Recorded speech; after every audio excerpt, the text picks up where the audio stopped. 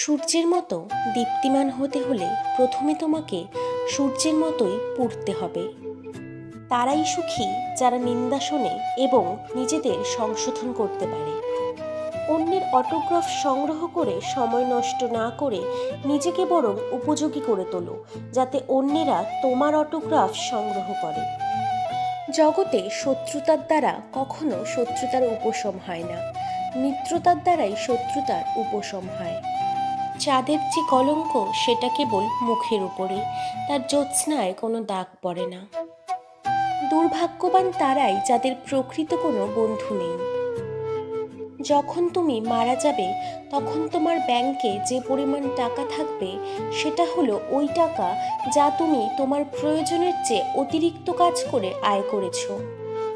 তুমি হাসলে সবাই তোমার সাথে হাসবে, কিন্তু তুমি কাঁদলে কেউ তোমার সাথে কাঁদবে না।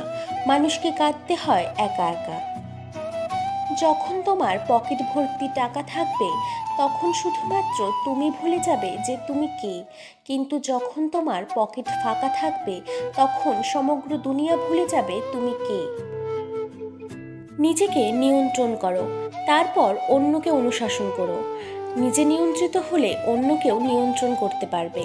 নিজেকে নিয়ন্ত্রণ করাই কঠিন। তোমার দেশ তোমার জন্য কি করেছে তা জিজ্ঞেস করো না, বরং নিজেকে জিজ্ঞেস করো তুমি তোমার দেশের জন্য কি করতে পেরেছ। নিজের স্ত্রীকে পরীক্ষা করুন এই দুইটি উপায়ে। 1. তার চালচলনের উপর লক্ষ্য রাখুন। 2. মাঝে মাঝে তার ফোন চেক করুন। সেই আদর্শ মানুষ যে জীবনের পরিবর্তন দেখেছে এবং পরিবর্তনের সাথে নিজেও পরিবর্তিত হয়েছে। অন্যকে বারবার ক্ষমা করো, কিন্তু নিজেকে কখনোই ক্ষমা করো না। জ্ঞানের ন্যায় পবিত্র বস্তু জগতে আর কিছুই নেই। সব দুঃখের মূল এই দুনিয়ার প্রতি অত্যাধিক আকর্ষণ। যে মন খুলে হাসতে পারে না সেই পৃথিবীতে সবচেয়ে অসুখী। যে সহজ সরল জীবনযাপন করে সুখ তার জন্য অত্যন্ত সুলভ্য। যে যেই বিষয়ে প্রশিক্ষণ নিয়েছে সে সেই বিষয়ে শিক্ষিত, কাজেই সবাই শিক্ষিত।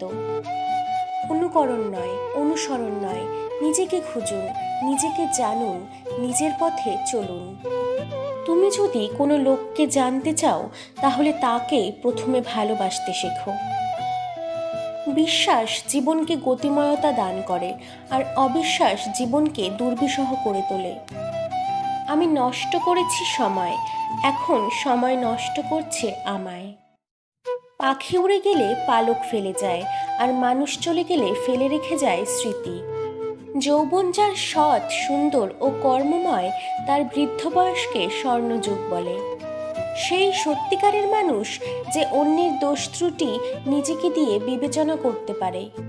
ভাগ্য বলতে কিছু নেই, প্রত্যেকের চেষ্টা ও যত্নের উপর গড়ে ওঠে। যেখানে পরিশ্রম নেই সেখানে সাফল্যও নেই। যে নিজেকে অক্ষম ভাবে তাকে কেউ সাহায্য করতে পারে না।